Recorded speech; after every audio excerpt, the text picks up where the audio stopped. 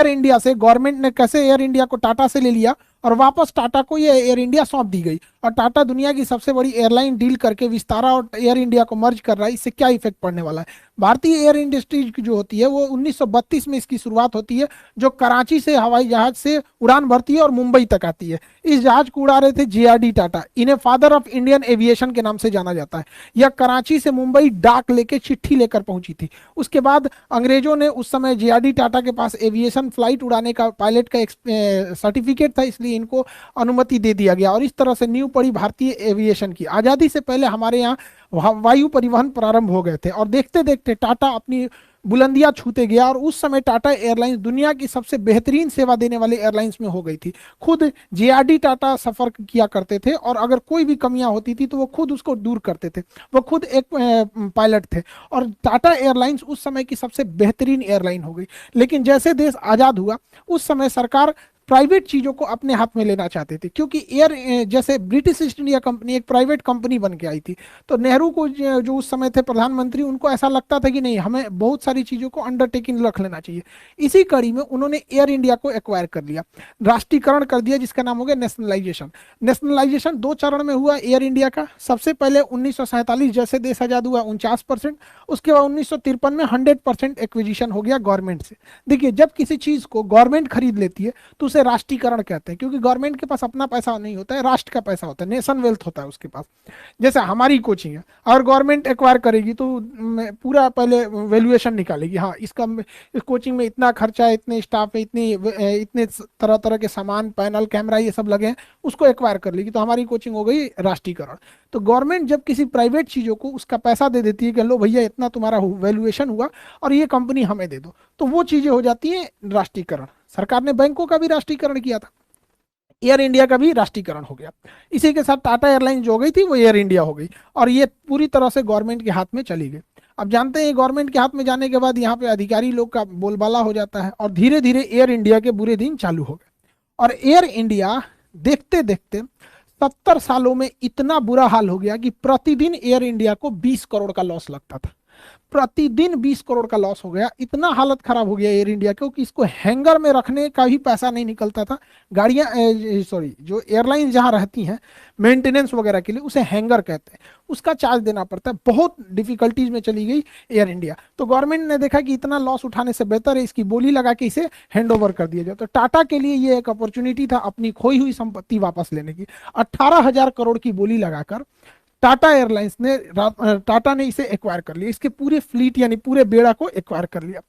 70 साल के वनवास के बाद जो JRD टाटा से एयर इंडिया को लिया गया था, वापस रतन टाटा को एयर इंडिया पूरे फ्लीट के साथ उसे लौटा दिया गया। एक लंबा वनवास काटना पड़ा एयर इंडिया को वापस आने के लिए और ये गवर्नमेंट का बहुत सही डिसीजन था। एयरलाइंस एक प्रीमियम सेक्टर होती है। गवर्नमेंट को कोशिश करना चाहिए कि जो मिडिल क्लास या लोअर तबका है उसकी जरूरतों की चीजों को अपने हैंडओवर मिले। जो प्रीमियम कैटेगरी की चीजें हैं वो प्राइवेट ही उसे अच्छे से हैंडओवर कर पाते हैं, उसे अच्छे से डील कर पाते हैं। इस तरह से गवर्नमेंट ने एक अच्छा डिसीजन लेते हुए अपने सर से क्या जरूरत है बोझ लेने का, इतना घाटा हो रहा है, और रतन टाटा को सौंप दिया गया। अब जैसे Tata airlines, air India Tata के हाथों में आती है, अब इसको पुनः रिफॉर्म करने की तैयारी शुरू हो जाती है। और इसी क्रम में दुनिया के एविएशन की हिस्ट्री में सबसे बड़े एयरक्राफ्ट का ऑर्डर प्लेस किया जाता है 470 जहाजों का। हालांकि इससे पहले अमेरिकन एयरलाइन ने 450 जहाजों का ऑर्डर एक बार में दिया था 2011 में, लेकिन 2023 में 470 विमान का दिया गया। लगभग 80 से 100 बिलियन डॉलर की ये डील है। इस डील में 2 कंपनियों के पास ये डील जा रही है। पूरी दुनिया में 2 कंपनी सबसे ज्यादा एयरक्राफ्ट बनाती है कॉमर्शियल सेक्टर में, एक बोइंग बनाती है, दूसरा एयरबस बनाती है। इन 470 विमानों में से 220 विमान बोइंग को ऑर्डर किए गए हैं और 250 विमान एयरबस को ऑर्डर किए गए हैं। यानी यह बाजी एयरबस के पलरे में भारी है थोड़ा सा। देखिए, बोइंग के जहाजों को जितना देखेंगे उसकी नंबर सीरीज 7 से स्टार्ट होगी, 737, 747, 777, 787। जब भी इस कोड का दिखेगा तो वो जहाज समझिएगा बोइंग का है। और एयरबस की जहाजें ए से शुरू होती हैं, 3 से स्टार्ट, A319, 20, 21, A3 350, A380 सबसे बड़ी जहाज है ये A380। ये अभी तक का मतलब कॉमर्शियल लेवल का जिसमें पैसेंजर को ले जाया जाता है। तो एयरबस की शुरुआत A390, 20, 21 ऐसे होती है। बोइंग की इस टाइप से होती है। और भी बहुत सारे डिफरेंसेज हैं इन दोनों जहाजों में। अंतर देखने के लिए अगर देखेंगे तो ये ज्यादा एरोडायनामिक है, इसका थुथुर ज्यादा ऐसे निकला होता है, जबकि एयरबस का थोड़ा सा गोल टाइप का निकला होता है। और भी कई अंतर होते हैं। इसके जो इंजन होते हैं वो जमीन से काफी करीब होते हैं बोइंग के, जबकि एयरबस के इंजन जमीन से ज्यादा ऊंचाई पर फिट किए जाते हैं। और भी इसका देखेंगे, इसका जो लास्ट का ये जो विंडो होता है वो इस शेप में होता है, जबकि एयरबस का एक सिम कार्ड के इसमें होता है। ये एक कॉस्मेटिक चेंजिंग है जिसे आप बाहर से देख के बता सकते हैं जहाज बोइंग का है कि एयरबस का। इंजन नीचे थुथुर निकला हुआ बोइंग का, गोल टाइप का है तो एयरबस का है। इन दोनों में सबसे फेमस जो है वो बोइंग में है 737। दुनिया में सबसे ज्यादा बेचा गया तो 737। ये छोटे से रनवे पे उतर सकता है, 180 से 200 की कैपेसिटी होती है। और एयरबस में A320, ये भी छोटे रनवे पे भी उतर सकता है, छोटे जहाज छोटे बड़े किसी भी रनवे पे। और इसकी भी कैपेसिटी 180 से 200 पैसेंजर की बीच की होती है। तो ये सबसे ज्यादा फेमस है दुनिया में। अभी देखिएगा बोइंग की पहचान चौकीला, इसे चौक निकला रहता है इसका थुथुर, और इसका क्या रहता है गोल। एक और चीज होता है, इसके जो नोज व्हील के पास कवर बड़ा नहीं रहता है, इसके नोज व्हील के पास ये बड़ा सा कवर होता है। तो कुछ चीजें हैं कॉस्मेटिक जिसमें आप देख सकते हैं। अभी इन्हीं दोनों को ऑर्डर किया गया है, बोइंग और एयरबस को। इनके मैन्युफैक्चरिंग में 10 से 12 साल का लगेगा। ऐसा नहीं है कि अभी टाटा ने ऑर्डर किया अगले दिन से बन के आ जाएगा। पापड़ नहीं छानना है, जहाज बनना है। इसके इंजन कहीं और बनते हैं, पार्ट पुर्जे कहीं और बनते हैं यहाँ पे, तो इसको काफी मेहनत होगा। Rolls Royce engine, mainly Rolls Royce engine बनाती है। इंजन के मैन्युफैक्चरिंग में रोल्स रॉय का एक दबदबा है। रोल्स रॉय कंपनी ब्रिटेन की है, वहां से इंजन होगा, वहां के लोगों को रोजगार मिलेगा। एयरबस फ्रांस की कंपनी है, वहां पे एयरबस बनेगी, वहां के लोगों को रोजगार मिलेगा। बोइंग यूएस की कंपनी है, वहां पे रोजगार मिलेगा।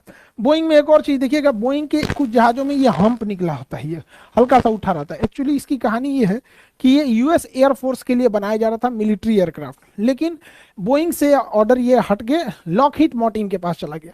तो बेसिकली इसे इसलिए उठाया गया था ताकि आगे से कार्गो लोड किया जा सके।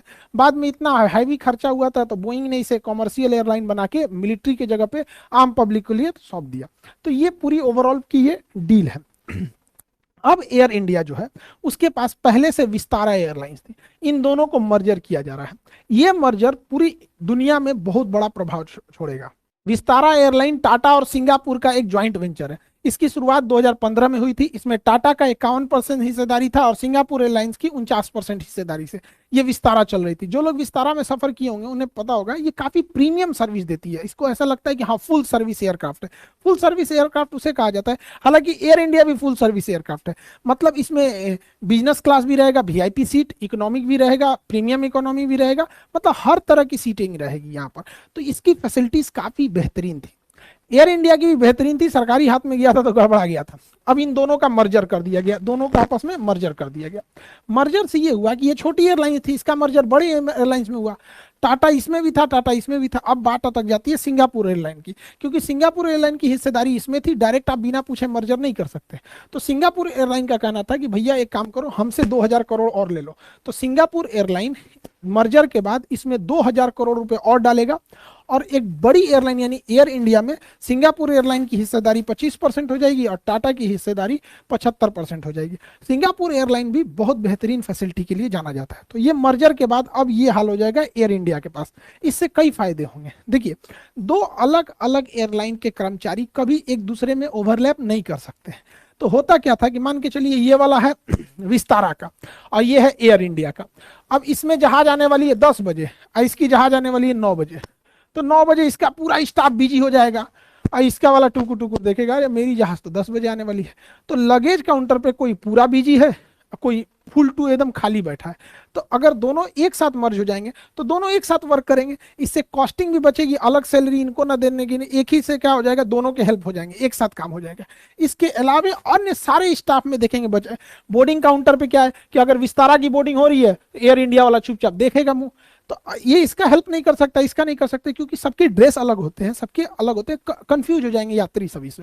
तो अभी मर्जर से क्या हो जाएगा, स्टाफ भी कम स्टाफ मिलके, दोनों के स्टाफ मिलके ज्यादा वर्क कर सकते हैं। यहाँ पर बसेज क्या होती हैं, सारे एयरलाइंस की अलग अलग बसेज होती हैं। तो अब विस्तारा की अलग, एयर इंडिया की अलग, मर्जर करने से दोनों को फायदा हो जाएगा, कॉस्ट कम आएगी। और भी क्या है, मेंटेनेंस मशीनरीज में ज्यादा कम खर्चा। जो पुश बैक एक ट्रक होता है, जहाज पीछे नहीं जाती है अपने इंजन के, हालांकि जा सकती है लेकिन इंजन पे बुरा असर पड़ता है, इसलिए उसको ढकेल के पीछे करना होता है। तो अलग अलग एयरलाइन अपने लिए पुशबैक मशीन रखती है अलग अलग।